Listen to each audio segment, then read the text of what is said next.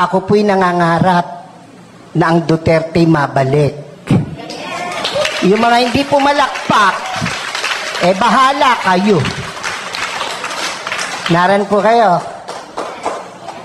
Pansinin nyo, noong panahon niya na nakaupo, mga politiko'y takot na takot na gumawa ng mali. Pati pulis, pati sundalo, takot.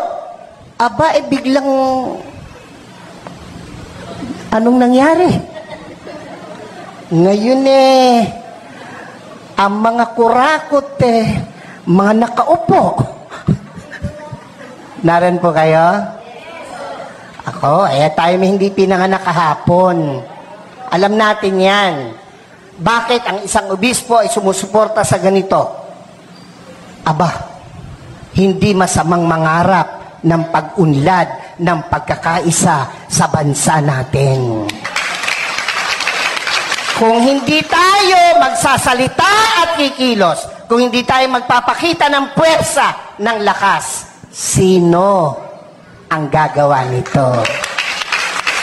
No, kung palakpak lang, hindi mo magawa, lalo na sa rally, hindi mo kaya.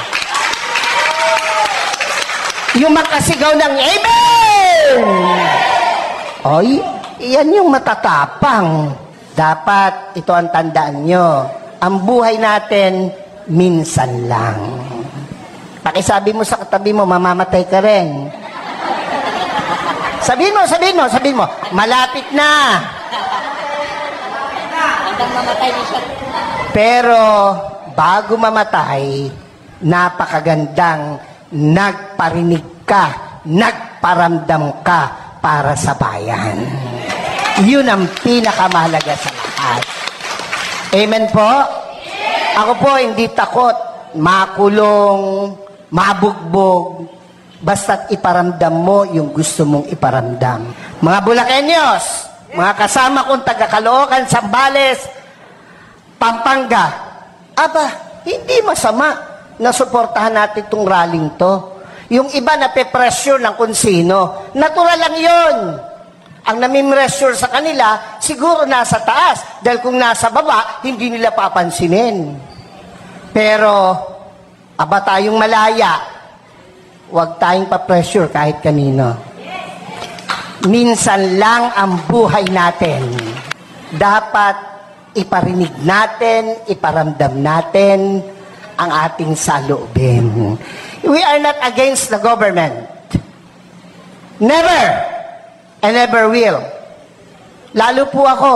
Ay, nakapula nga ako Naran ba kayo? Pero, kailangan nilang makita, kanilang dapat marinig, ang dapat makita at marinig. Gera? Handa ba ang Pilipinas sa gera? Ha? Kurutan man talo tayo sa kurutan. Ilan ang bilyon ang Chino, ilan tayo? Panuntukan, talo tayo.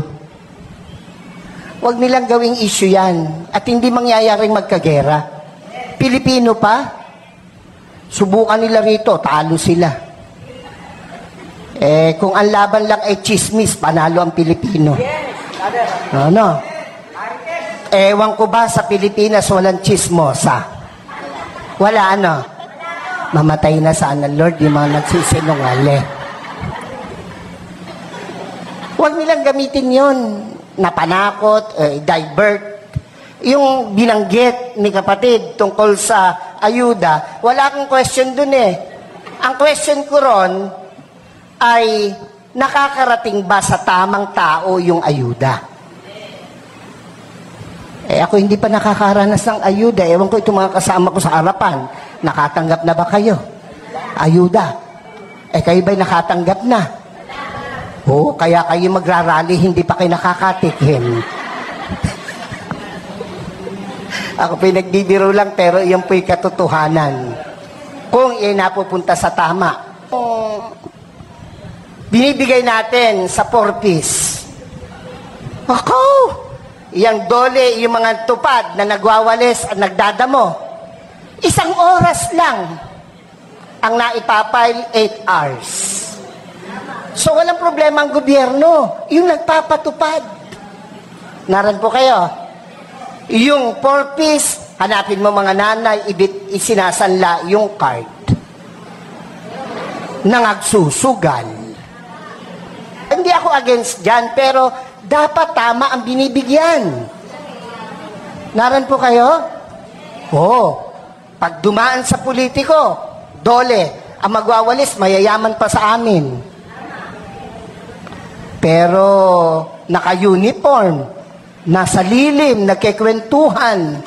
Ang pinagkikwentuhan, ganito lagi. Alam mo ba?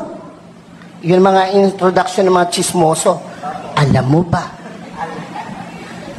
Alam niyo ba? O tango naman. Hindi tayo papayag na hindi natin iparinig, iparamdam, ipakita ang dapat nating ipakita sa bayang Pilipinas na ating minamahal.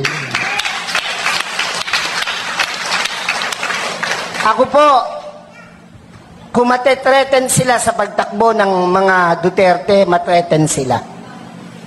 Bakit? Matitino yung Duterte. Ako po, kahit obispo, nung panahong iyan ay lumalaban, ako po'y kasakasama. Ako po'y nangitim. Ako'y inalukan na maupo sa kabinet. Hindi ko tinanggap. Ang gusto ko'y makita siyang namamahala. Kung anong ginawa niya sa Davao, gawin niya sa Pilipinas. At ginawa niya sa Pilipinas. Mabalik yun, ako po ay matutuwa.